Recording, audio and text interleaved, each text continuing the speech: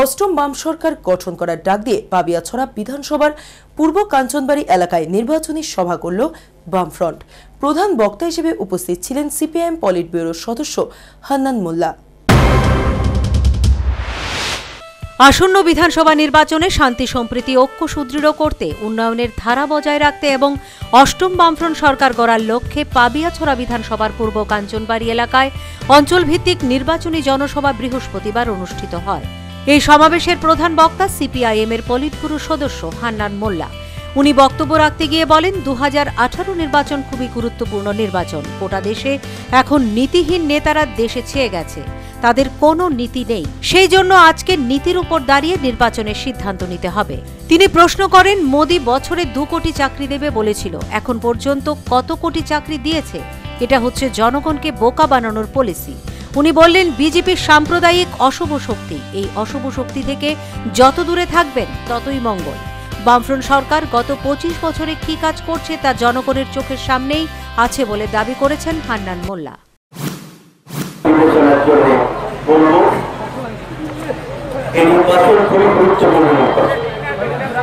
আজকে স্বাধীনতার 69 বছর পর আমাদের দেশের যে গণতান্ত্রিক ব্যবস্থা আছে, যেখানে মানুষ তাদের নির্বাচনের মধ্য দিয়ে প্রশাসনকে তৈরি করে, এটাই গণতন্ত্র। আগে রাজার ছেলে রাজা হতো, এখন রাজার ছেলে রাজা হয়। আপনারা মানুষ, তারা ভোট দিয়ে তাদের রাজা তৈরি করে। আগে রাজা তার খেয়াল খুশি মতো যা ইচ্ছা করতে পারে, কারণ কথা শুনল না। কিন্তু এখন যে রাজা আপনারা তৈরি করেন, সে নিজের ইচ্ছা মতো কিছু করতে পারে না। তাকে নিয়ম মেনে চলতে হবে। তাকে প্রতি 5 বছর ছাড়া এসে আপনাদের কাছে কৈফিয়ত দিতে হয়। আপনারা যদি মনে করেন ঠিক আছে, কাজ করছে, আবার 5 বছর দেন।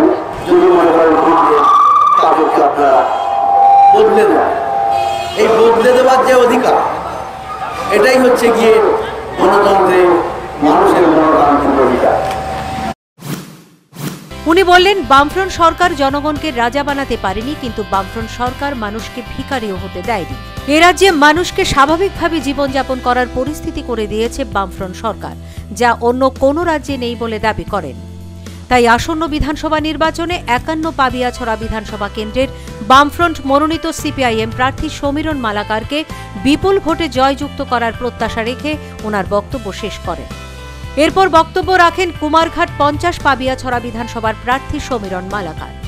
প্রথমে জনসভায় উপস্থিত সকলকে লাল সালাম জানান সমীরণ মালাকার। জনসভায় বক্তব্য রাখতে গিয়ে পূর্ব কাঞ্চনপুরে জনগণের উপস্থিতি দেখে বলেন, পূর্ব কাঞ্চনবাড়ি জনগণ আত্মসমর্পণ করতে জানে না।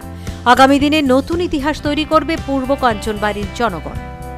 উক্ত জনসভায় সভাপতি মণ্ডলীতে ছিলেন স্বপ্না চন্দ ও বাপওয়ান শর্মা। উপস্থিত ছিলেন 51 বিধানসভার বিধায়ক সমীরণ মালাকার, কুমারঘাট মহকুমা সম্পাদক স্বপন কুমার বৈষ্ণব, বেতছড়া অঞ্চল কমিটির এলসি সেক্রেটারি সুকেশ পুরকায়স্থ ও অন্যান্য কার্যকর্তারা। Bureau report, News vanguard.